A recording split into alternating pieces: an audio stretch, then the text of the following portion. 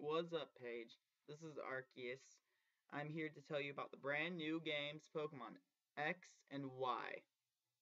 Which game am I getting? I might get both, but the first thing I'm getting is Y because of Caw, Caw, Caw, Yveltal or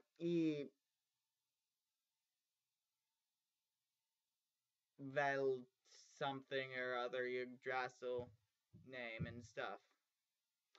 So, I'm going to give you my opinions about the starters and the legendaries. First of all, Chespin. Normally I'll go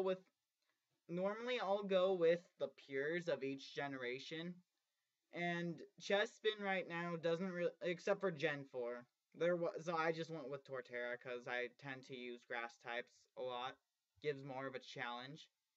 First gen I went with Blastoise, Meganum, Typhlosion. I did a run with Meganum, Typhlosion, and Feraligatr. All of them were pures.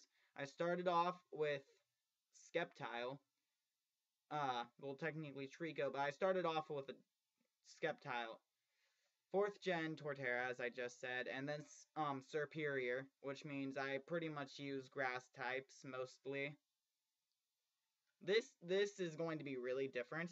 If Fennekin isn't a pure type, then I don't know what I'm going to do with myself.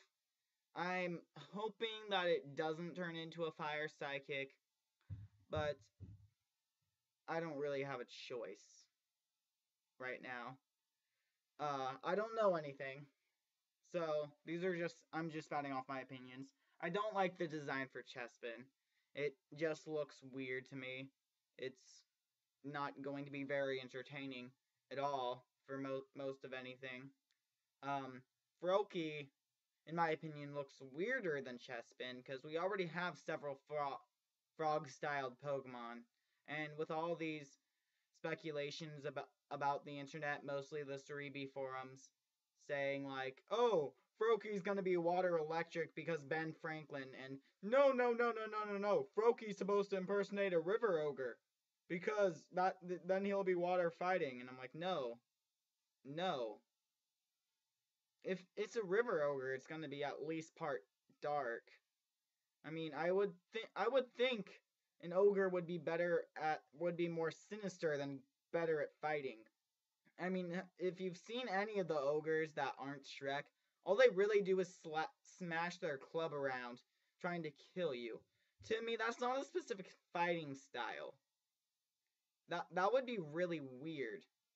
So if Froakie isn't a pure water, then I'd go with part dark. Chespin, I'd definitely go ahead and say part steel, because its hat is like and could like metal hat, vines around it. It's pretty perfect. Fennekin is like Ninetales in my opinion. Well, not exactly like Ninetales, but it would be enough like Ninetales to be a Firefox. Kitsune, as the Japanese would call it. So I'm hoping that Fennekin stays fire, but knows some psychic moves, such as the Vulpix line. As for the legendaries, Xerneas and the other name, I still can't remember how to pronounce. I think it's called Veltal? Who cares? I'm just gonna call it Y for now. X, I'm pretty sure, will either be grass and steel, considering it's a deer, and in most animes and movies, the deer is usually in most Japanese animes, the deer is usually a lord of the forest. In the Yggdrasil myth, well, I'm not sure that I'm basing anything off the Yggdrasil myths, so if it's not going to be part steel or part ground, because I don't know where I got that, would probably be grass bug, and I'm pretty sure grass bug would be a great legendary evolution, but I'm extremely hoping it to be grass steel, grass ground at least, because grass bug as a legendary just wouldn't make sense unless it's pure grass, because we do need a pure grass legendary. So, for Y, or the Y legendary, I would assume that it's a dark flying. That would be pretty cool.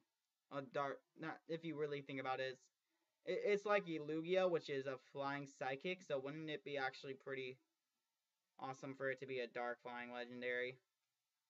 Also, the graphics. The graphics are outstanding. The 3D just adds to the everything that takes place inside the game, which is awesome.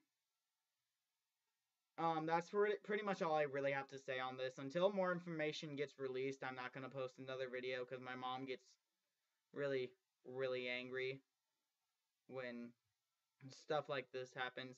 So until next time, this is Arceus signing off.